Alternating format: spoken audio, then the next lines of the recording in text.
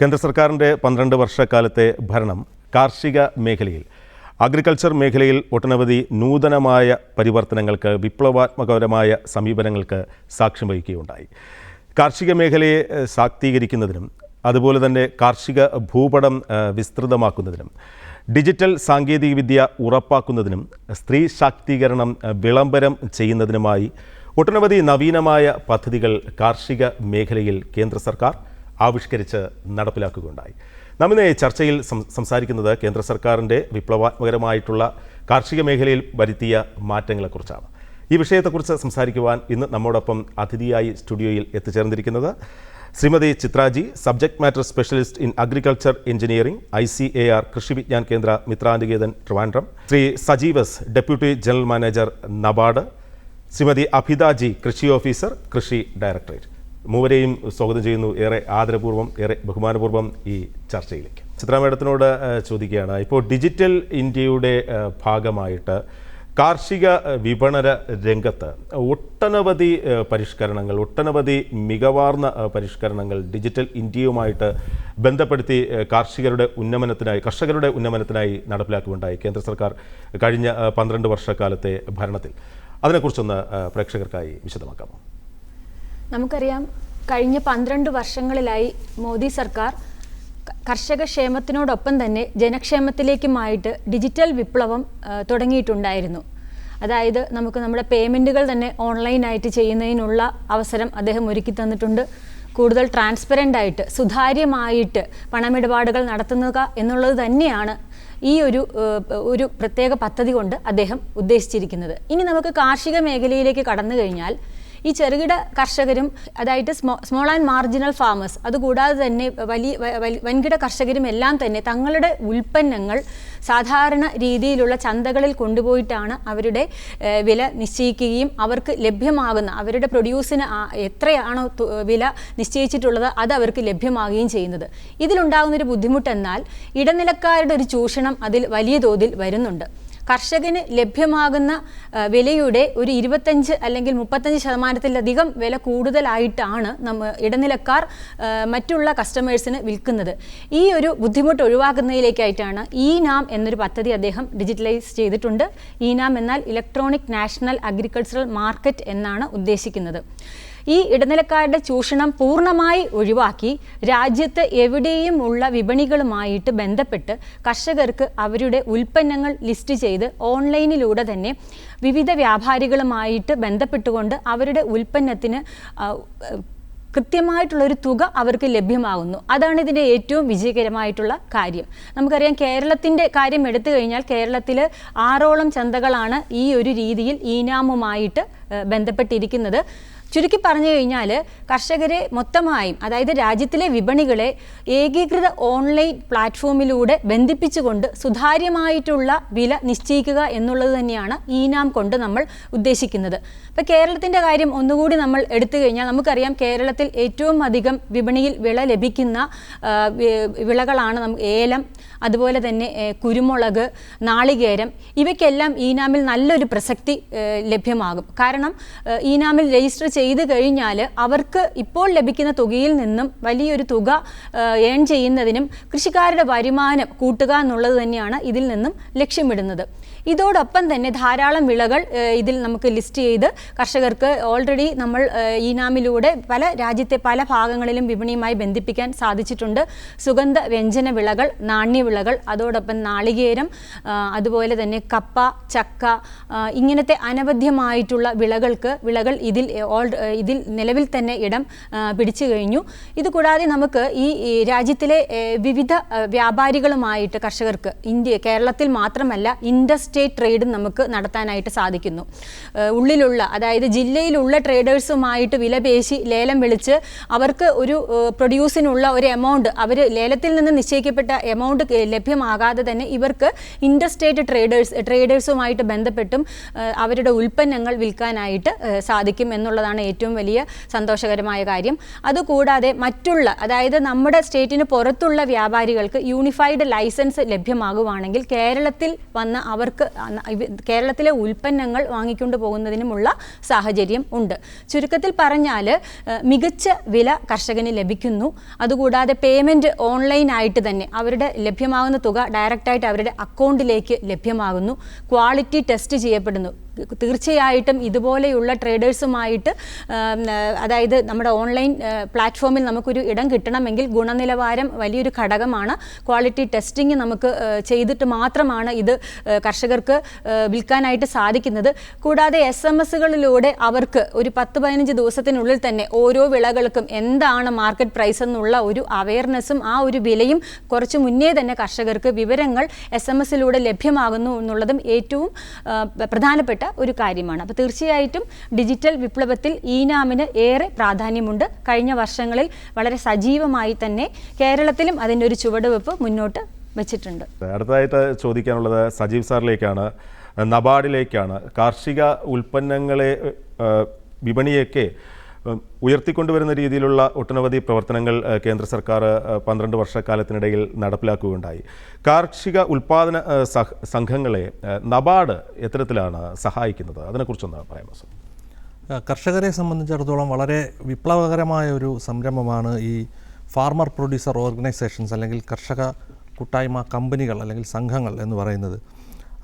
നേരത്തെ ചിത്ര മാഡം പറഞ്ഞതുപോലെ ചെറുകിട നാമമാത്ര കർഷകരെ ഒന്നിച്ചു കൂട്ടുവാനും അവരുടെ ഇൻപുട്ട് ചിലവുകളെല്ലാം കുറച്ച് വാങ്ങുന്നവരുമായിട്ട് മാർക്കറ്റുമായി നേരിട്ട് ബന്ധപ്പെടുത്തി ഇടനിലക്കാരെ ഒഴിവാക്കി മാക്സിമം വരുമാനം, ഏറ്റവും കൂടുതൽ വരുമാനം ഈ കർഷകരിലേക്ക് എത്തിക്കുക എന്നുള്ളതാണ് ഇതിൻ്റെ ഒരു പ്രധാന ലക്ഷ്യം. അപ്പോൾ ബിസിനസ് എന്നുള്ള, മുമ്പൊക്കെ നമ്മുടെ നബാർഡ് തന്നെ ഫാർമേഴ്സ് ക്ലബ്ബുകളെ പ്രൊമോട്ട് ചെയ്തിരുന്നു. എന്നാൽ അതെല്ലാം ഒരു ഫാർമേഴ്സ് കൂട്ടായ്മ എന്നുള്ള ഒരു നിലയിലായിരുന്നു. എന്നാൽ ഇപ്പോൾ FPOകളെ നമ്മൾ പ്രൊമോട്ട് ചെയ്യുന്നത് അവരുടെ ഒരു ബിസിനസ് എന്നുള്ള ലക്ഷ്യത്തിൽ കൂടെയാണ്.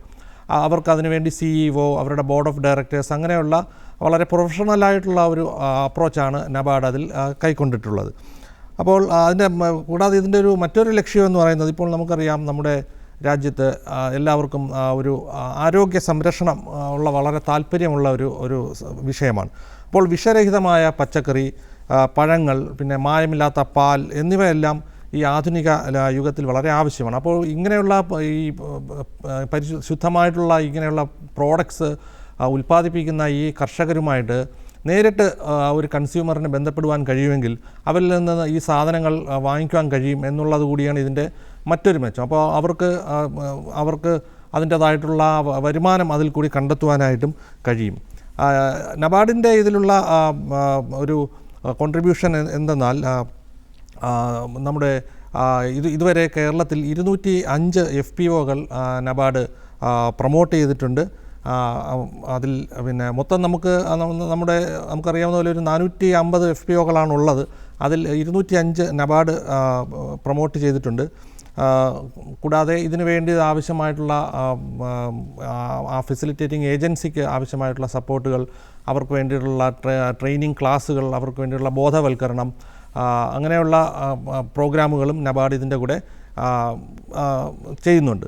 സാങ്കേതിക വിദ്യയുടെ കാര്യം പറയുകയാണെങ്കിൽ, ഒരു ഉദാഹരണം പറഞ്ഞാൽ മലപ്പുറം ജില്ലയിൽ ഉള്ള നമ്മുടെ VFPCK, നമ്മുടെ ഗവൺമെൻറ് ഏജൻസി ആയ vegetable and fruit promotion council ചില കർഷകരിൽ നിന്ന്, FPOകളിൽ നിന്ന് ഇങ്ങനെയുള്ള കാർഷിക ഉൽപ്പന്നങ്ങൾ വാങ്ങുന്നുണ്ട്. അപ്പോൾ ആ കർഷകരെ ഈ VFPCKയും കൂടാതെ ആയിട്ട് ബന്ധിപ്പിക്കുകയും ഈ കർഷകർക്ക് ആവശ്യമായിട്ടുള്ള ധനസഹായം കേരള ഗ്രാമീൺ ബാങ്കിൽ നിന്ന് അപ്പോൾ തന്നെ ലഭ്യമാക്കുവാനുമുള്ള ഒരു പ്രോജക്റ്റ് നബാർഡ്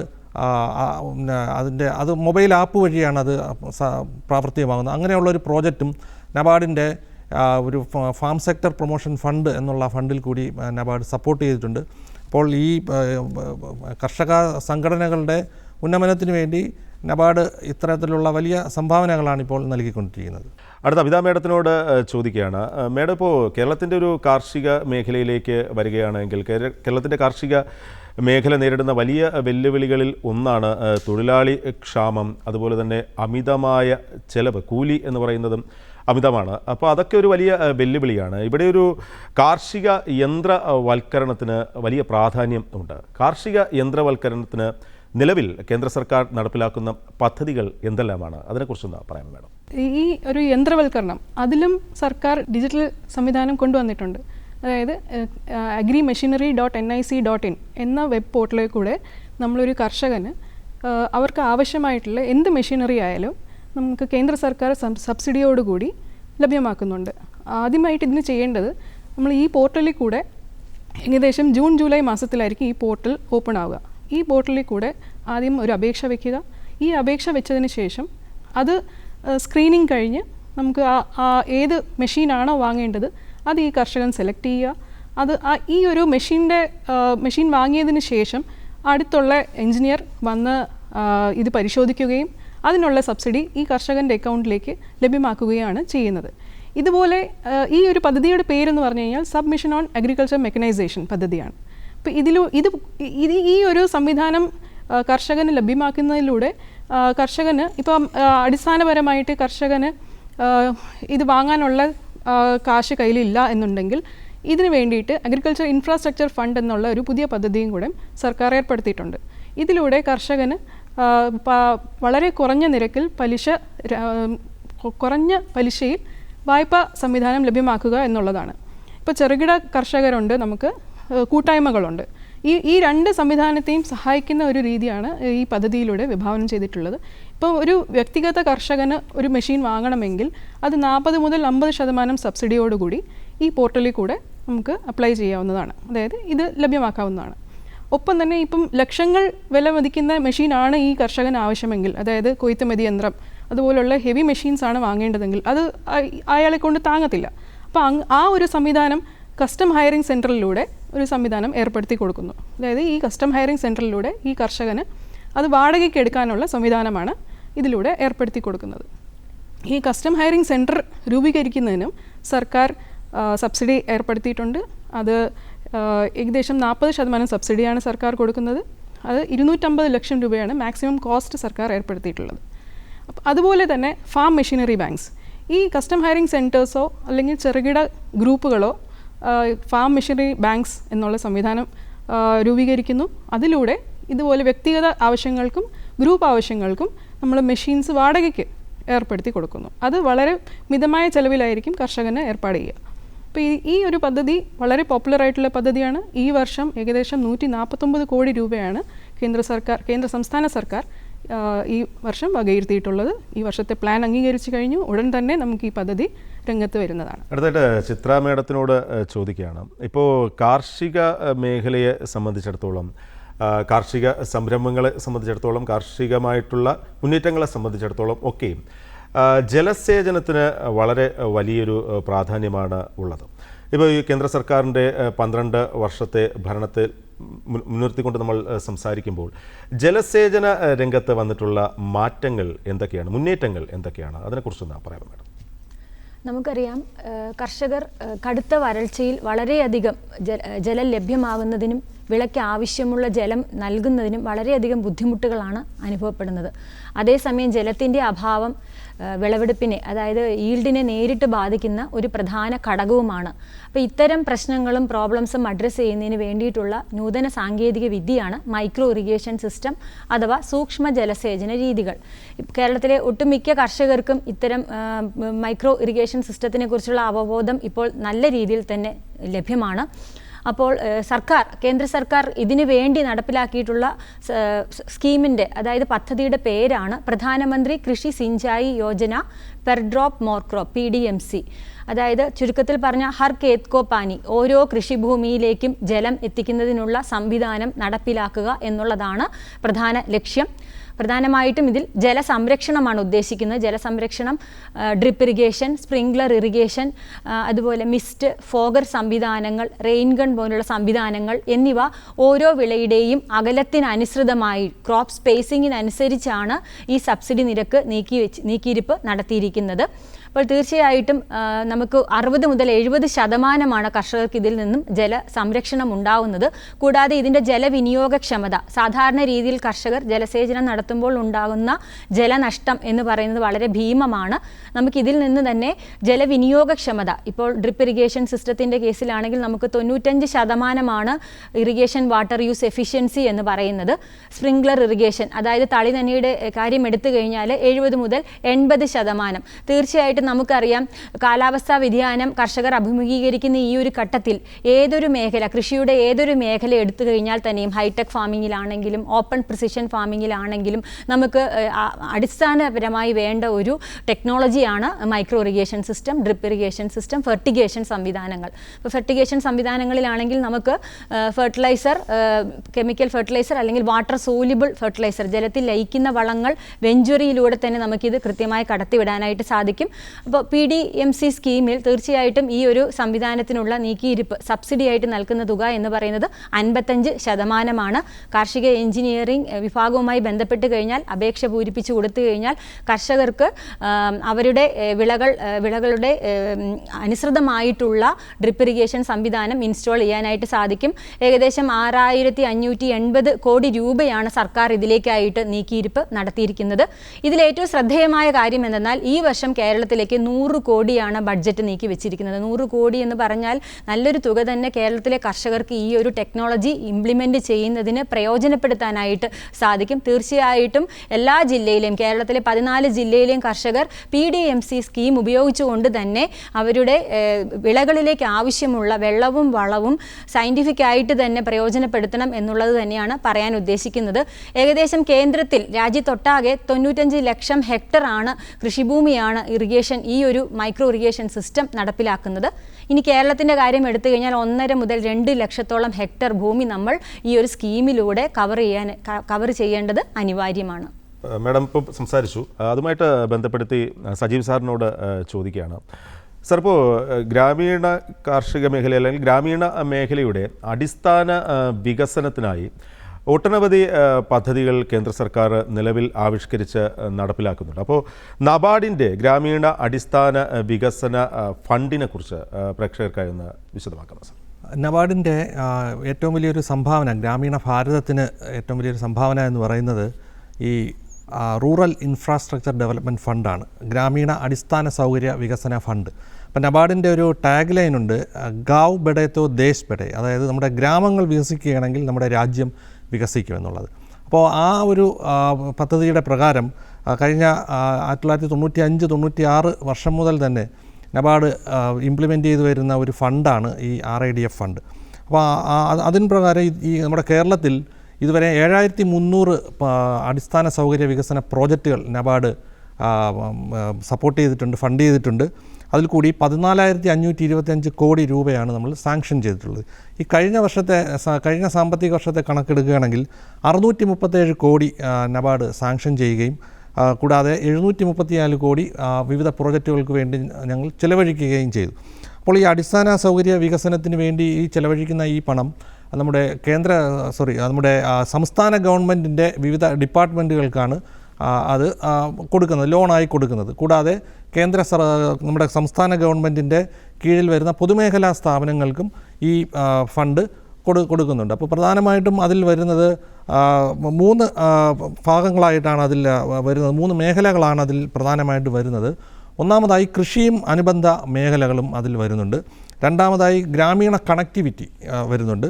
സാമൂഹിക മേഖലയും അതിൽ വരുന്നുണ്ട്. അപ്പോൾ കൃഷിയും അനുബന്ധ മേഖലകളെയും കുറിച്ച് പറയുകയാണെങ്കിൽ മാഡം നേരത്തെ പറഞ്ഞതുപോലെയുള്ള ഇറിഗേഷൻ ഫെസിലിറ്റീസ് അതിൽ ഫണ്ട് ചെയ്യുന്നുണ്ട്.